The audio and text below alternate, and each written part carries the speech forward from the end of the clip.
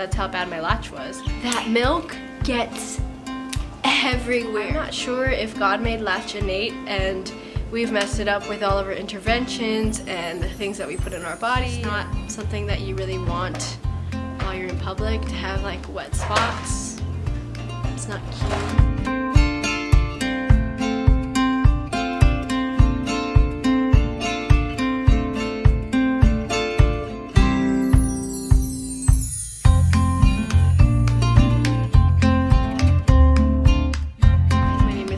And I'd love to be your breast friend.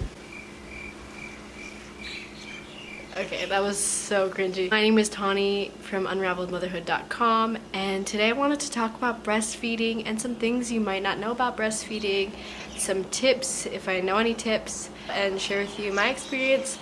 I have breastfed 3 of my 4 children.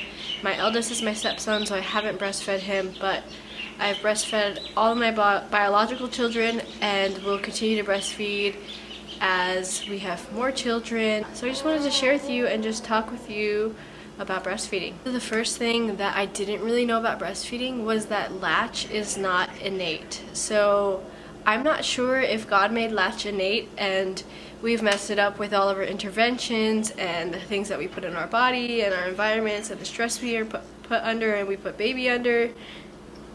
I don't know where that goes wrong, but as for me and my children and a lot of moms that I'm friends with, latch was not something that was super easy from the get-go. If you are having pain during breastfeeding, a lot of times it's because you have a bad latch. When I was first in the hospital and had given birth to my daughter, I was really struggling to get her to latch properly, and the lactation consultant at the hospital actually had given me a nipple shield because that's how bad my latch was. But thankfully, a nurse named Kim, who was working at the hospital, helped me out, and she was like, you don't need that.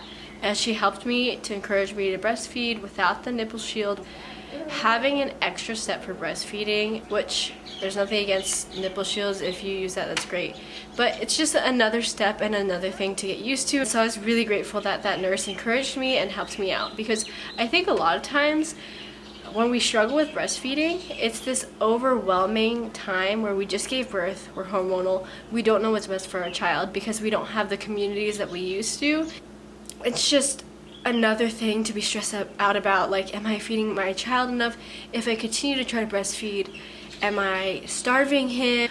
There's a really great video on YouTube. If you type in deep latch, I'm sure it'll come up.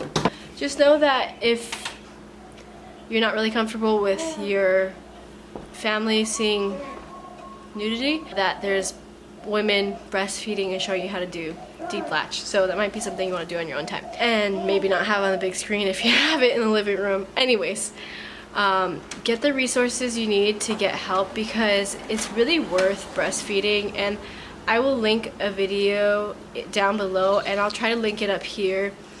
It's a video to encourage you to think about breastfeeding. It might be the best option for you.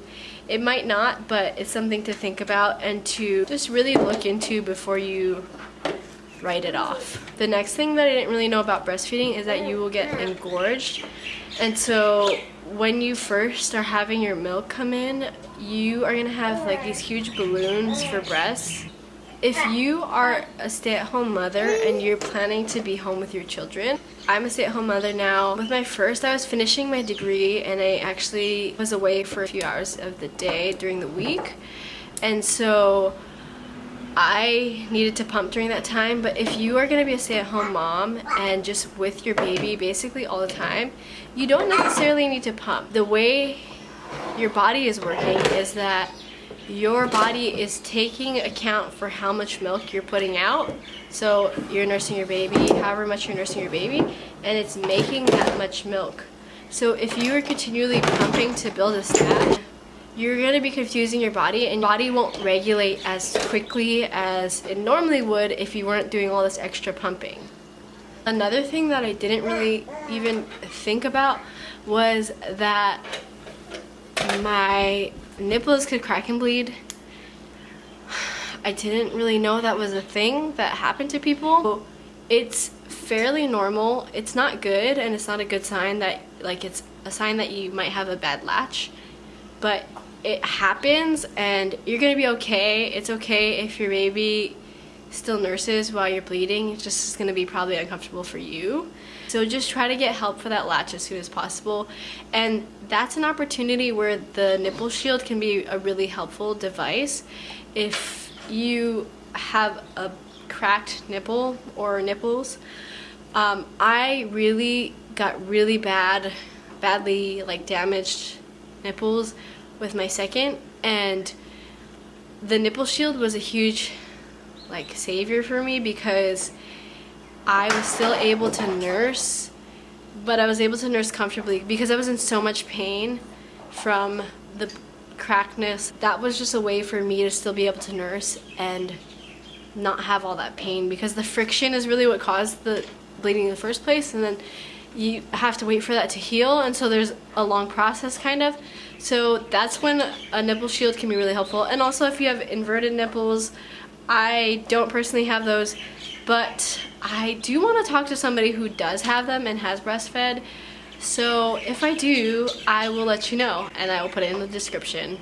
The next thing that I didn't know about breastfeeding is that milk gets everywhere. It's gonna get everywhere. Nursing pads are really helpful. I like to use disposable nursing pads in the beginning and reusable nursing pads after the first month or two. The disposable are really absorbent. They stay in place because they have the sticky side. And reusable are just convenient. They're washable. It's obviously more economical because you don't have to keep buying them. You just throw them in the wash. I have tried to go without nursing pads before, and now I'm okay because my baby is nursing way less.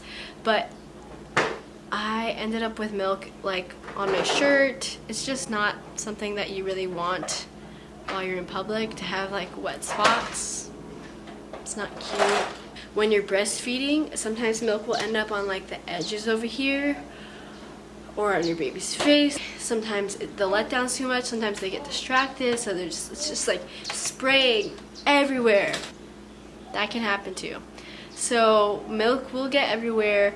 The good thing is breast milk is really good for you. It's good for your skin. I remember with my second baby, I found out it was good for your stretch marks. So when I was at home by myself, I was just like nursing, and if he like wasn't nursing or something, I was just gonna rub it into my stretch marks.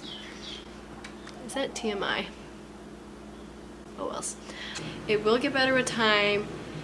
It won't be like a total fire hose all the time and a mess everywhere, but it does spray sometimes. Something that I didn't really think about before I breastfed, it wasn't really important to me, but it's just interesting, something you might not have thought about, is when you breastfeed on one side and you don't breastfeed on the other side, your breasts are going to be different sizes. So you know how they say breasts are sisters? Your breasts are going to be like distant cousins. Sometimes that happens. But also it helps because you know, which like sometimes I would be like, hey honey, what side does it look like I nursed on? Which one looks bigger? And that way I'll know, because I'm kind of a scatterbrained. If you watch my last video, I'm kind of scatterbrained, so at least I would know which side to nurse on. Another thing I didn't really think about during breastfeeding was the way your nipples look are gonna change. And I mean, I'm breastfeeding all the time, but I'm pretty sure they go back. But then I breastfeed again, so then they change again. But when you are pregnant, you might notice that your nipple like color, it changes to a darker color, and that's perfectly normal. That's kind of a way that your baby can find your nipple more easily when they're first born. But also the shape of your nipple will probably change. It just kind of happens when a baby nurses on it for so long. It's not that it's ugly, it's just functional. And honestly, if you look less like the world standard of what is beautiful to nourish and care for your child, it is completely worth it. Another thing I didn't know about breastfeeding is that your baby will probably bite and pinch your nipples, and that's very uncomfortable. And even like you'll be nursing on one side, and when your baby's bigger, they'll like try to pinch your other nipples. It's actually, I've heard, a way for them to make more, like cause you to stimulate more milk, but it can be really uncomfortable and it can be painful. A lot of times people will either flick their baby's face, not super hard, just enough to be like, hey, don't do that, if their baby bites them. Or I found that if you kind of just scold them kind of sternly when they're breastfeeding, it makes them stop, it makes them cry. So if my babies bite me, I'll be like, don't do that. And because they're not used to you being stern with them because they're so little, they tend to stop. So when you are done breastfeeding and you wean your child, your breasts might be kind of like empty sacs. So I just gotta put that out there, because you might be thinking like, oh, my boobs are gonna go back to normal. They do eventually, from my understanding, but at first they might just become like empty sacs. So just prepare for that.